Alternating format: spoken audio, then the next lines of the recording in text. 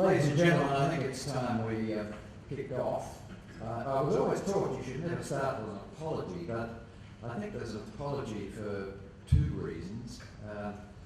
First is we've just turned off a really interesting cricket match. And whoever chose March 24th for this members forum probably needs talking to. And I can tell by the look of you that most of you want to be across the rail tracks at the Rod Stewart concert, so I apologise for the fact that we were going to be here. But it is a great pleasure to welcome you all to this forum where we want to put an idea to you and then get your feedback. Thank you very much for coming. It's a pretty bleak night to be out. Mind you, we had a pretty bleak summer, so I don't suppose there's too much difference. But also thank you in anticipation for your help and your suggestions towards the end of this session. You do know why we're here. We're here to discuss ways of dealing with an issue that's been of growing importance to the club, and of course that is the waiting list time and how to deal with it. It's been exercising our minds for quite a long time, and it is quite a thorny issue without a straightforward and simple solution, at least not one that will satisfy everybody. However, we don't actually have to make decisions tonight. This is really an evening on which you can hear the proposal and then give us some feedback so that we can take that feedback away and perhaps modify what we might put to a subsequent special general meeting and then the annual general meeting. So what's the plan for tonight? Well, I just plan to make a few introductory comments, and then Stephen Smith, Vice President, Chairman of the Club Subcommittee, and I'm pleased to say President-elect. I'm not quite a feather duster yet, but getting close to it. Will take you through quite a bit of the detail. I'm very pleased to see many of my committee colleagues here and administration too. So welcome to everyone. What we want to put forward is a proposal tonight that will address the problem of 230,000 plus and growing waiting list in a context where we can't actually offer membership to anywhere near the number who are nominated each year. So therefore, there's a significantly growing waiting time for restricted membership, which stands at, would you believe, 41 years for those who are nominated today.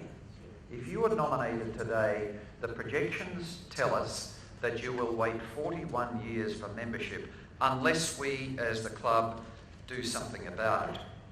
And I guess this is a proposal too that will allow you to see your family members, your children and your grandchildren enjoy the privileges that we enjoy and have a fair go at being members in due course.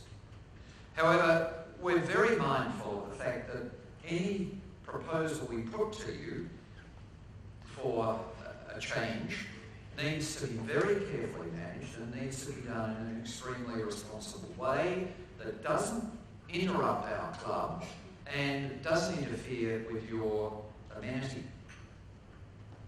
Now, it goes without saying that we all have the privilege to belong to a magnificent club.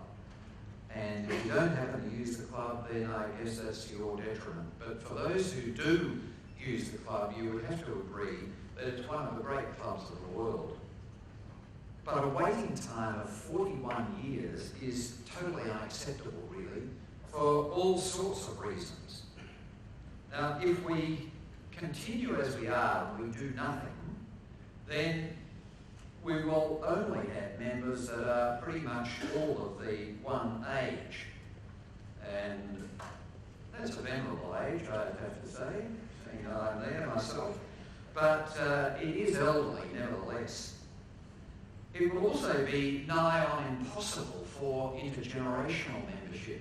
And I think one of the things we all enjoy is the opportunity to bring our children as full members, and some are even at the stage where their grandchildren are full members. Now, that's not likely to happen in the future unless we do something to alter the way things are progressing. And I guess some people might want to adopt a niggardly approach and say, well, I have to wait N years to become a member, let them wait. But I don't think that's particularly helpful, and I think for the other reasons, we will find that we have a club that isn't truly representative of Melbourne, and that's what the government who owns this land wants, and that's what we as a club want, a club that's truly representative. Another reason why we should do something about it is the fact that our resources here at the ground, in general, except for notable exceptions, and they're very few in number, are underutilised. The fact that we can tolerably fill the members' reserve at times during the season is the fact that we sell a lot of visitor stickers. It's not members who are turning up.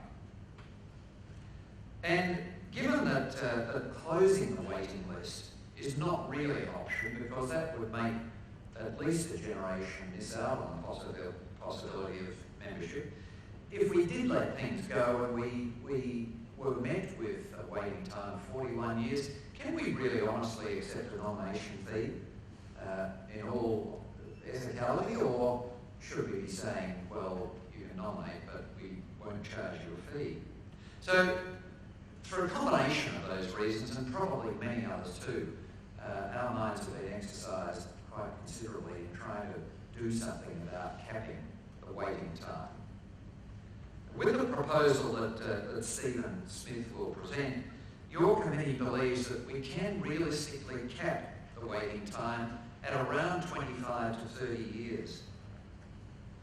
We've had some great feedback from focus groups, and some of you might well have been part of those focus groups, and that's helped our thinking in moulding this proposal that we're going to put to you.